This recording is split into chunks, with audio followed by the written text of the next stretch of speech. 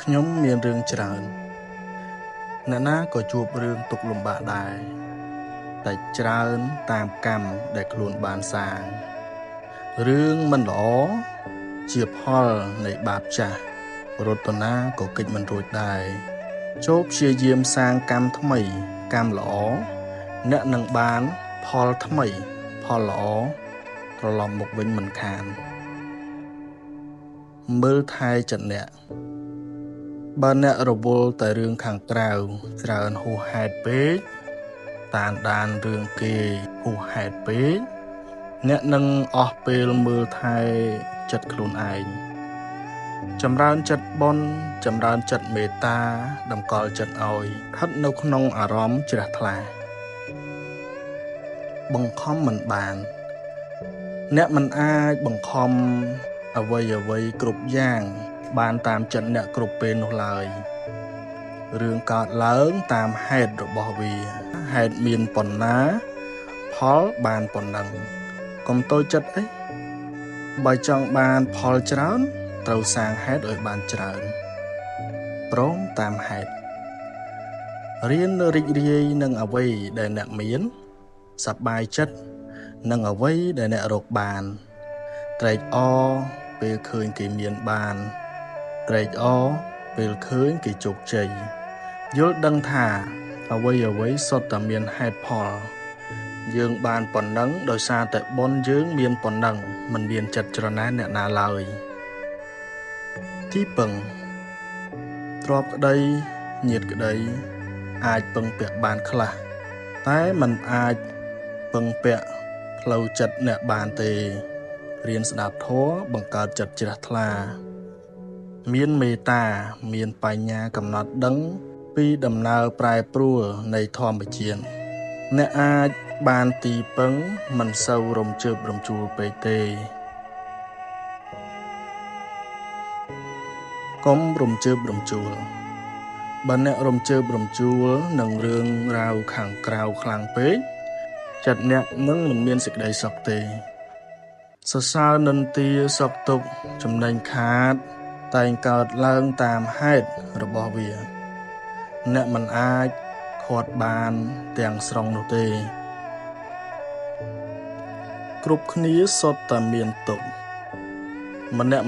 មានទុក្ខច្រើនពេកណាស់ទៅហើយមិនគួរបន្ថែមទុក្ខដល់គ្នានឹងគ្នាឡើយ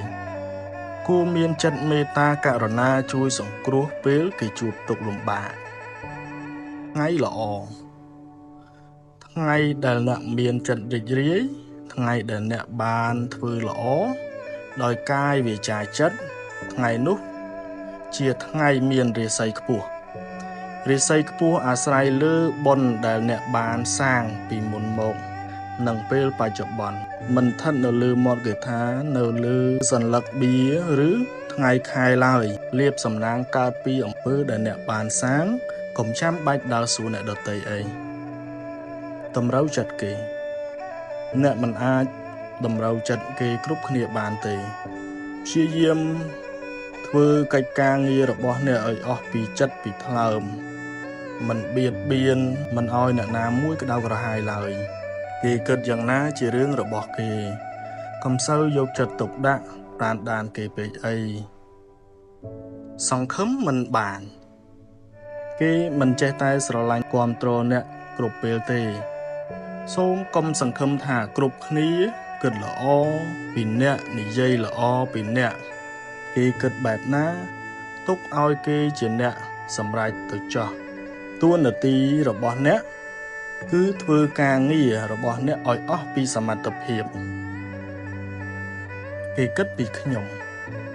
បើអ្នករវល់តែតាមដានថាតើគេនិយាយអ្វីពីខ្ញុំគិតយ៉ាងណាចំពោះអ្នករកសេចក្តីសុខមិនឃើញទេរក្សាកាយវាចារបស់អ្នកឲ្យសមរម្យត្រឹមត្រូវតម្កល់ចិត្តឲ្យបានល្អគេគិតយ៉ាងណានិយាយយ៉ាងណាខាត់គេមិនបានទេវិភាគរឿងគេអ្នកខ្លះចូលចិត្តវិភាគរឿងគេព ពេលខ្លះដឹងរឿងគេច្រើនជាងសម័យខ្លួនទៅទៀតក៏មានតែមិនសូវបានសម្លឹងមើលខ្លួនឯងទេតែបើមានគេមកវិភាគរឿងខ្លួនឯងតាំងក្រេលក្រោតមួម៉ៅក្តៅក្រហាយសូមពិនិត្យមើលខ្លួនឯងឲ្យបានច្រើនជាងតាមដានកំហុសអ្នកដទៃប្រយ័ត្នសម្ដីមុននឹងហាស្ដីមេត្តាអាណិតដល់ត្រចៀកអ្នកស្ដាប់ខ្លះផងសួរខ្លួនឯងថាតើសម្ដីនឹងមានប្រយោជន៍ឬទេពីរោះពិសាឬទេកុំចេះតែហាឲ្យរួចពីមាត់មានបាបហើយមានពាវេរាទៀតចិត្តគេមាត់គេមានមាត់គេនិយាយតាមចិត្តគេនឹកឃើញគាត់គេមិនបានទេធ្វើកិច្ចការងារដែលជាតួនាទីរបស់អ្នកឲ្យអស់ពីសមត្ថភាពគេគិតយ៉ាងណាតាមគេចុះអ្នកនៅតែអាចពង្យល់ពីខ្លួនអ្នកតែអ្នកមិនអាចបង្ខំឲ្យគេគិតដូចអ្នកបានទេរៀនបើកចិត្តឲ្យទូលាយកុំកំណាញ់ពាក្យលើកទឹកចិត្តពេលមិត្តធ្វើការបានល្អអបអរសាទរផ្ដល់តម្លៃឲ្យកម្លាំងចិត្តដល់គ្នាអ្នកបានបុណ្យផងបានមិត្តភាពផងកើតជាតិណាសម្បូរញាតិសម្បូរមិត្តឡើងចុះថ្ងៃខ្លះបានល្អថ្ងៃខ្លះមិនបានសមតាមប្រាថ្នាឡើយកុំតូចចិត្តអីសមុទ្រមានចូលមាននាចជីវិតមានឡើងមានចុះជៀសមិនរួចទេទទួលដោះស្រាយដោយស្មារតីដោះឲ្យអស់ពីសមត្ថភាពរួចប្រាប់ខ្លួនឯងថាខ្ញុំប្រឹងអស់ត្រឹមនឹងហើយសុំទោសបើខុសសុំទោសគេទៅមិនចាំបាច់កិច្ចការច្រើនទេនាំតែវែងឆ្ងាយអ្នកណាក៏ធ្លាប់ខុសដែរអ្នកចេះកែកំហុសមិនមែនជាអ្នកអន់ទេតែអ្នកខុសហើយប្រកែកយកត្រូវទើបជាមនុស្សអន់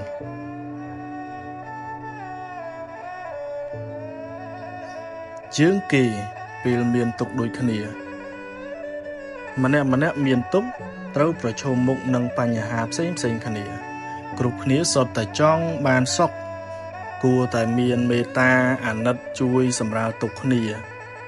មិនគួរមានបំណងអាក្រក់បៀតបៀនគ្នាឲ្យគេក្តៅក្រហាយឡើយផ្គាប់ចិត្តគេ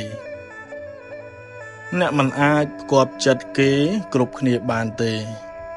ធ្វើកិច្ចការងារអ្នកឲ្យអស់ពីសមត្ថភាពគេគិតយ៉ាងណានិយាយយ៉ាងណាតាមតែគេទៅ